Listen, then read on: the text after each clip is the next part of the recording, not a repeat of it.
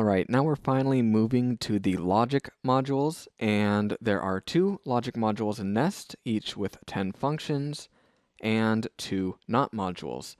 The job of the not module is to turn a low state into a high state, and a high state into a low state. This can be useful for a number of patches. For example, if I take my non-inverted gate and my inverted gate to 2 different voices, then I will have a trigger on key release, which sounds like this.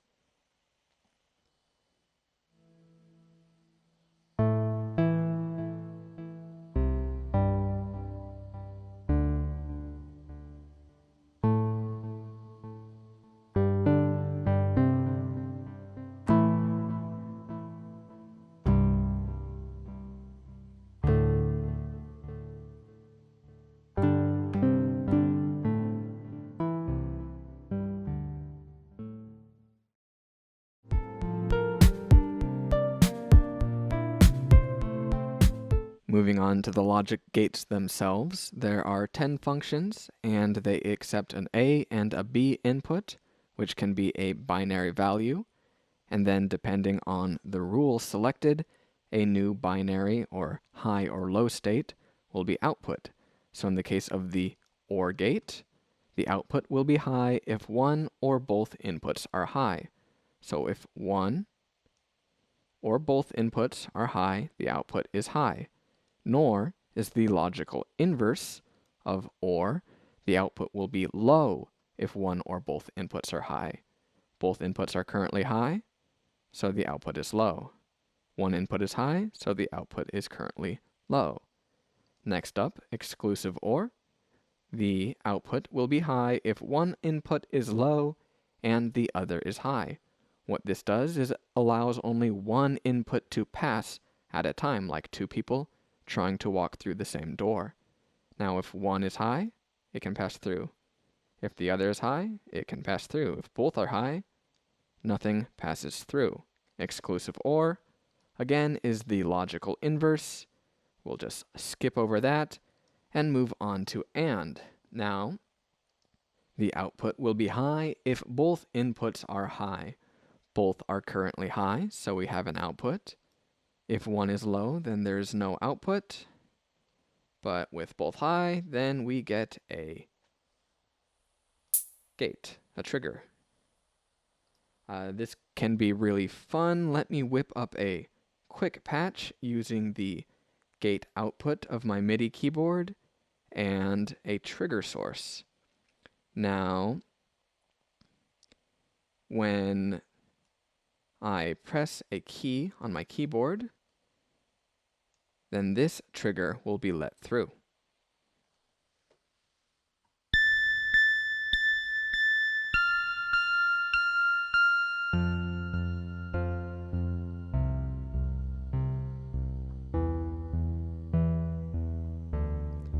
Now we can have the B input be something a little faster.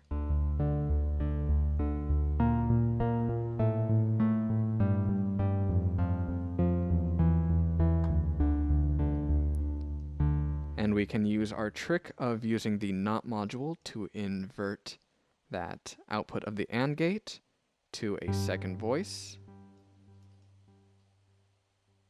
and then transpose or offset that voice.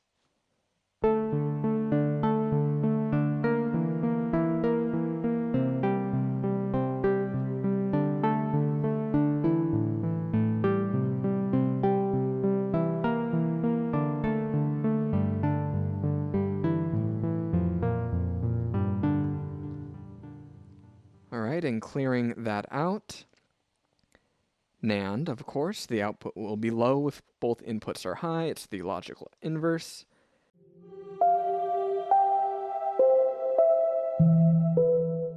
And then the comparators. The comparators are a bit different. They accept any value number from 0 to 127, but be aware that the output is still binary. So the greater than symbol, if A is greater than B, then there will be an output. I can take this large number here, which is greater than 0, However, if I put that on the right input, nothing will be output because 0 is not greater than 33. Less than. So if A is less than B, then the output will be high. Equal to, so if the two inputs are equal, like they are now, 0 and 0, then the output will be high. If they are not equal, the output is low. We also have an unequal comparator, so if the inputs are not equal, like they are now, or like they are now, then the output is high. So these comparators give great value and utility to the 8-step counters in the mux and the demux. They can allow you to reset these so that they only output an odd number of steps, like 3 or 5. So if I say equal to, if the step output is equal to the number 2, then there will be a high output, which will reset. Now we have a, let's count, 1, 2, 3 step sequence. And if we feed these with this, we can output those steps to a drum machine.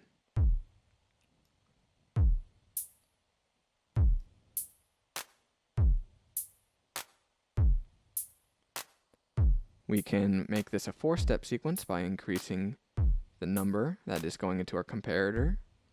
And why don't we send that to this?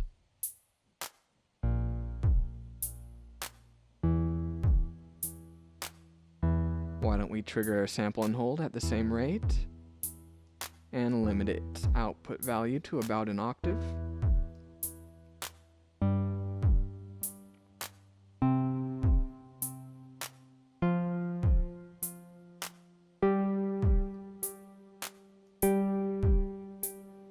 And let's do this a little bit faster now.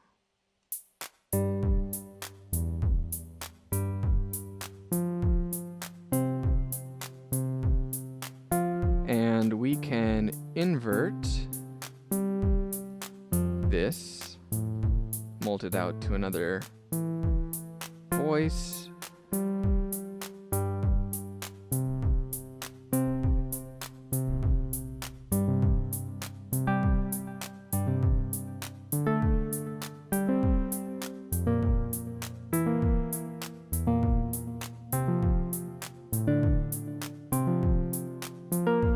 And what happens when we change some of these rules?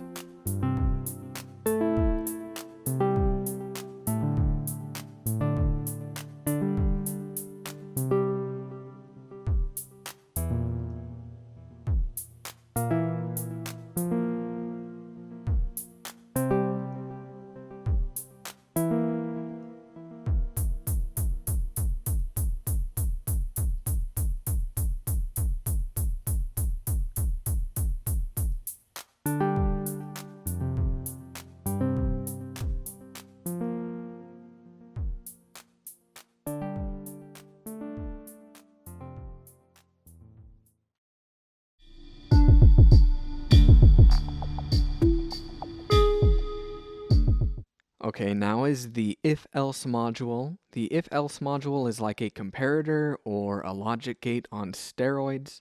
You can do so much with this. How it works is it has 4 inputs, A, B, C, and D. A and B are the comparator inputs, which follow these rules. And then, depending on the rule, C will be forwarded to the output, or D will be forwarded to the output. The way we can read this is if A is equal to B, then C is output. Otherwise, if A is unequal to B, D is output. We would read it the same way with this. If A is greater than B, then C comes out. Otherwise, D comes out. How can we use this? Let's use the equal function. Now, if my step sequencer in A is equal to the number 4, then 16th notes will be output here. Otherwise, quarter notes will be output.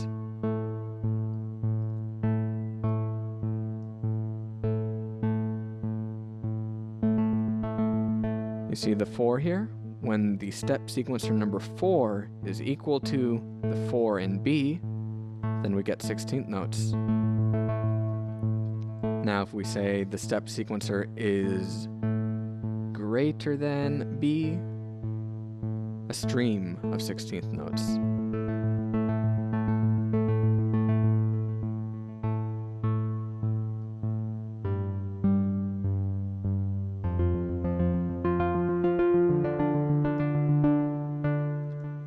We can also use this very creatively with sequencers. So here we have a sequencer which sounds like this on its own.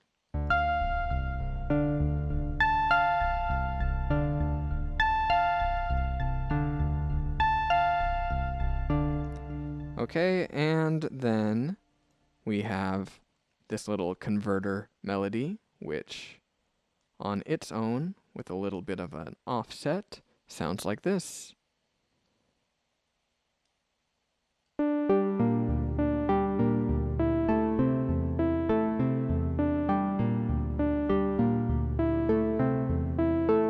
Now, what if we were to take that converter melody and plug it into B? And let's offset that as well. And what if we were to take this sequencer value into A?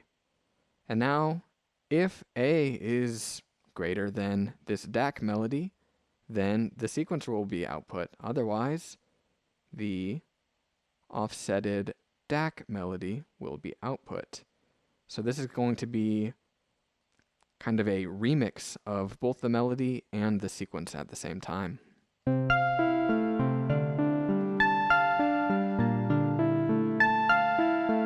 At some point, things do become unpredictable, but they are very nice. Let's listen to different rules and the impact that they have.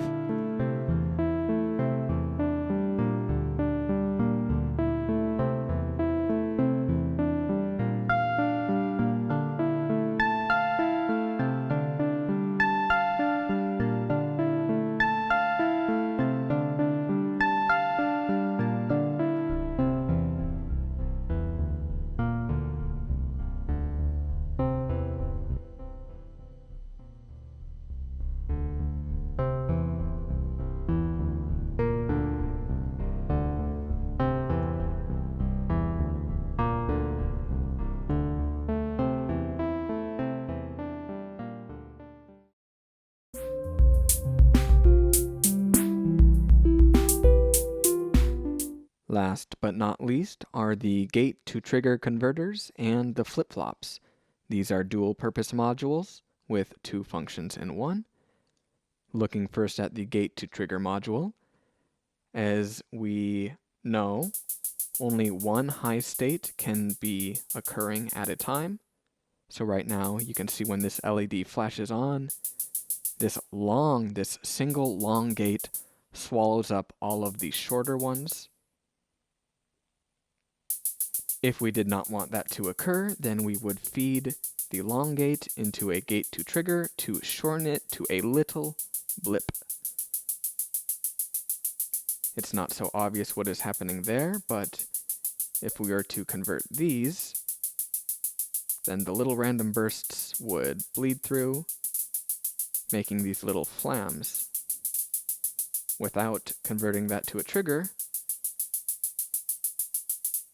then at random, the Geiger oscillator swallows up these regular occurring gates.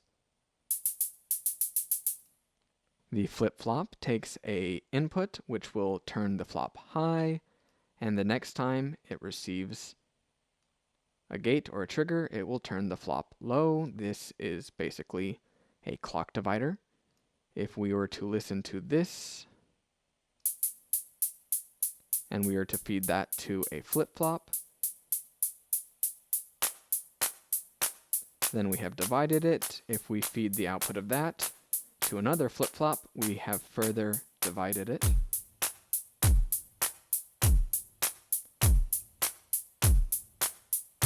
And if we wanted this Geiger oscillator to pass through to our hi-hats, then we would simply feed it to the gate-to-trigger converter.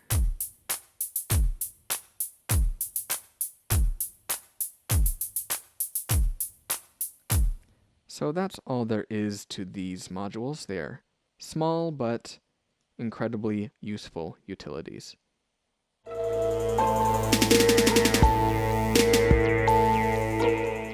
Okay, now we're going to talk about the scenes in Nest. Scenes are super cool. They give you immediate recall of your entire patching setup. That's every state, that's every wire, everything. And they are quantized to the closest 16th note so that any scene switching is always in time. I think that the easiest way to demonstrate the function is just to jam out a little bit. So I'm going to put a little 4 on the floor here. And then I'm going to click the copy scene button. All the scenes will begin flashing, and then click on the destination scene. Now I am free to make changes to this scene, while my previous scene stays intact. And I'm going to copy this over and put a little clap in here. And let's see how it goes with MIDI.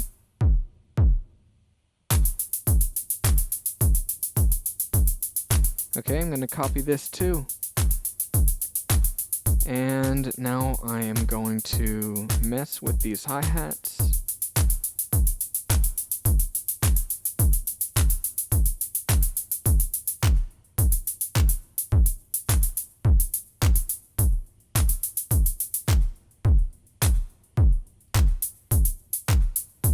Okay, not bad. Let's copy that. And let's do the same thing with the kick drum.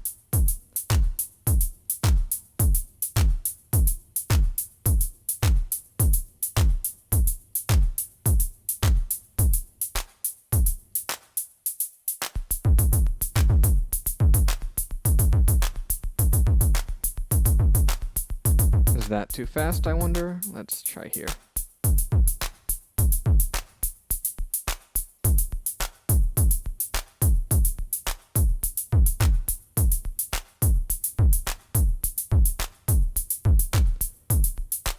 Yeah, let's go with that. And let's multiply a trigger by 5. And plug this into the delay.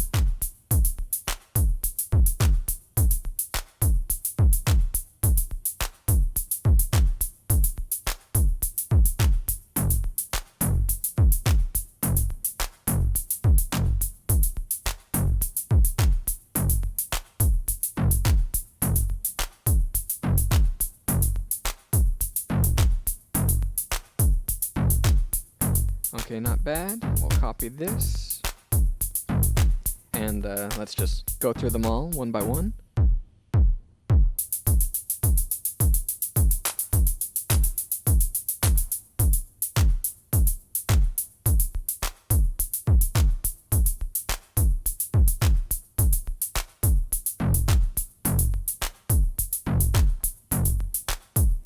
Okay, and here we are. I'm going to pitch these up.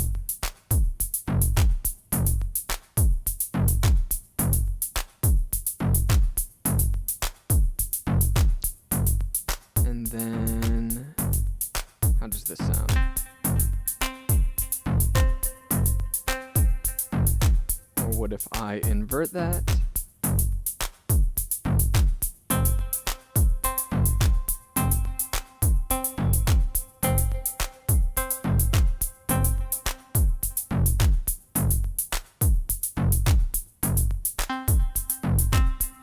Yeah, I think I like that.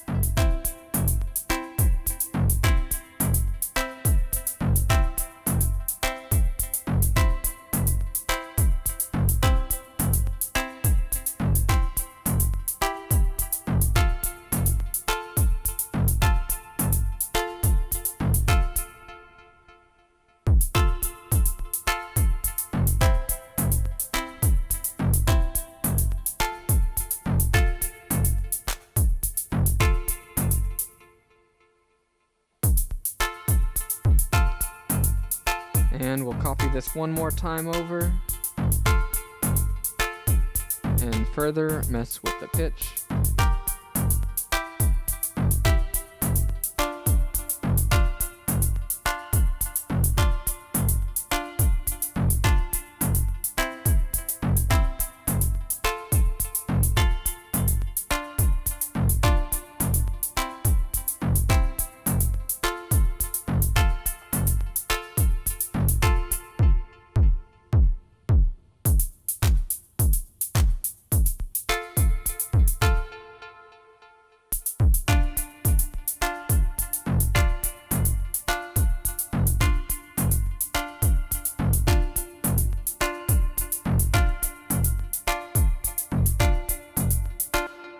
Obviously, you're gonna have to look out for the empty scenes like I mistakenly missed, but as you can see, this is a great way to build up a performance or simply build up variations on a patch.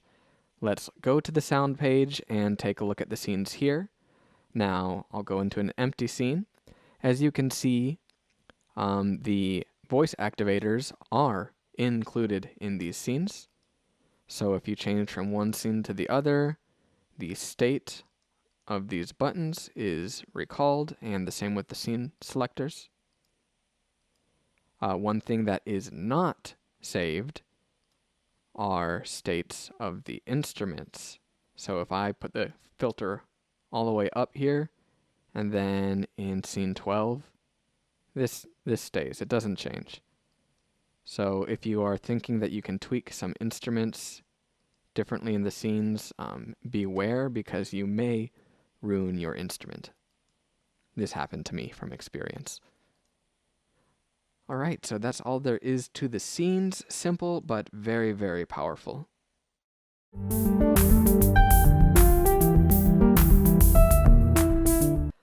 Alright, now let's talk about one of Nest's most exciting features, which is plugins.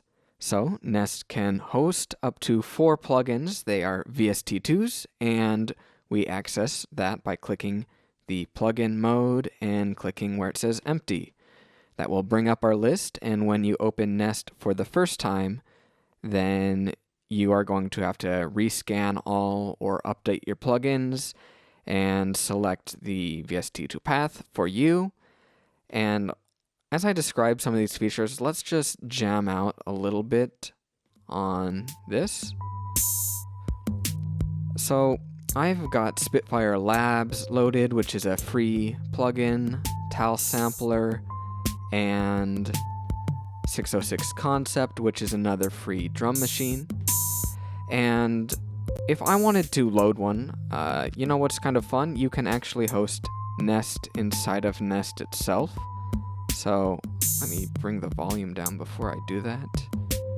And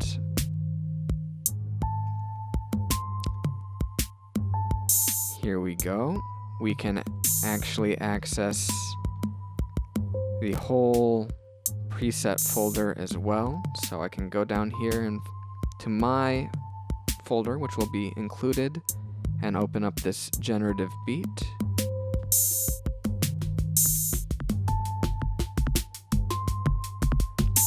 And notice that none of the nodes are activated on this channel. That is because Nest here is got its own sequencer. So any plugin that has got its own sequencer doesn't need to be activated with MIDI, but we are driving these channels over here with MIDI, like this.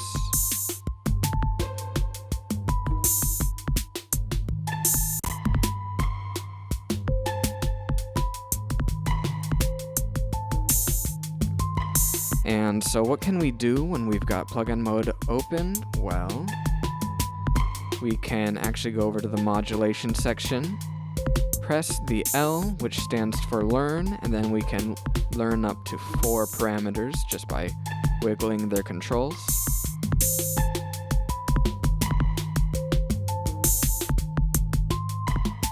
And let's say we were tired of this, we can just open up and then click unload here,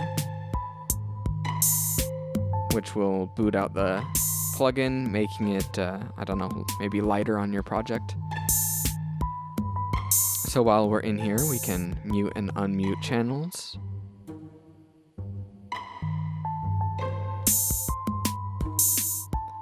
Or open up the plugin itself and play with some of its parameters.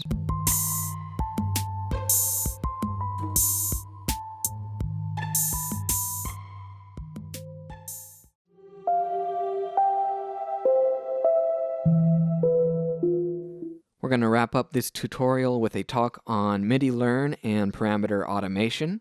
So MIDI Learn is very simple. All you do is right-click on a control, click MIDI Learn, and then press a button on your controller. Continuing the process.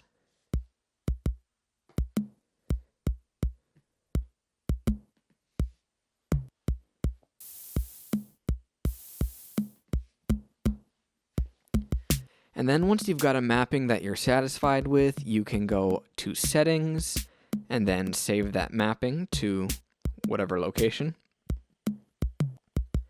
And you can load from that same location, which I will do right now. And now you can play with that.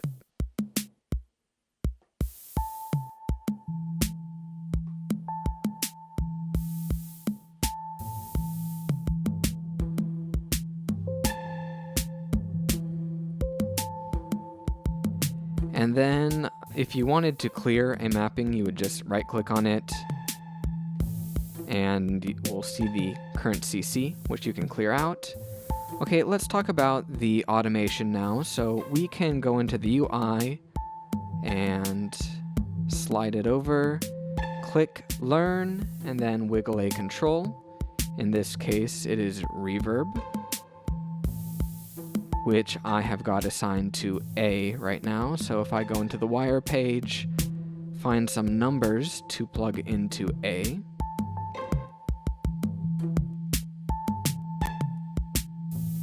Now we can really hear that working. Cut off that ambience at once. Let's make the offset higher.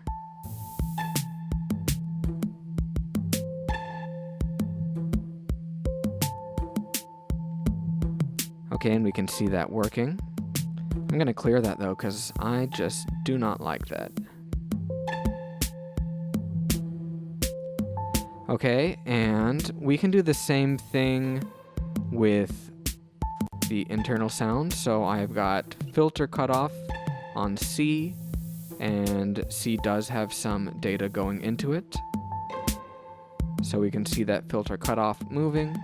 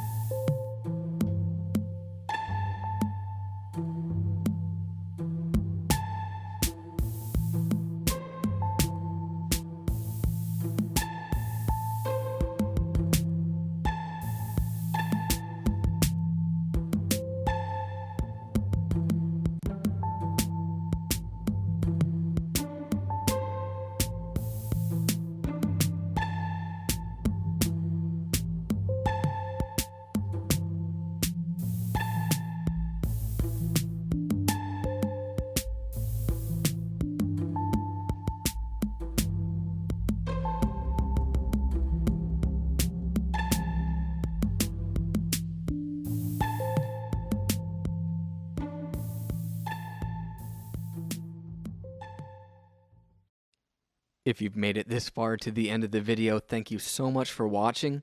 If you have any questions or if there was something that I didn't go over, please feel free to leave a comment, and I or maybe somebody from the team will definitely get back to you. It has been a total honor working with Sugar Bytes on Nest. This is easily one of my favorite plugins now. The percussion sequencing is just insane. I was a little bit skeptical going into Nest at first because the modular system that it uses is very much MIDI-centric, and I'm used to working with CV, so working with Nest the past few months has given me a completely new appreciation for working with MIDI. I never thought that MIDI could be so flexible, or you could, manipulate velocity to create new drum grooves. That's something that I just found out in the last few weeks. And the melodic sequences are definitely unlike anything that you could get with a traditional sequencer. It even rubs up against some of the best modular Eurorack sequencers in terms of just the insaneness that you can get out of it. So, yeah, I encourage everybody to check it out, check out the demo, and enjoy. If you have any questions, please ask, and see you next time.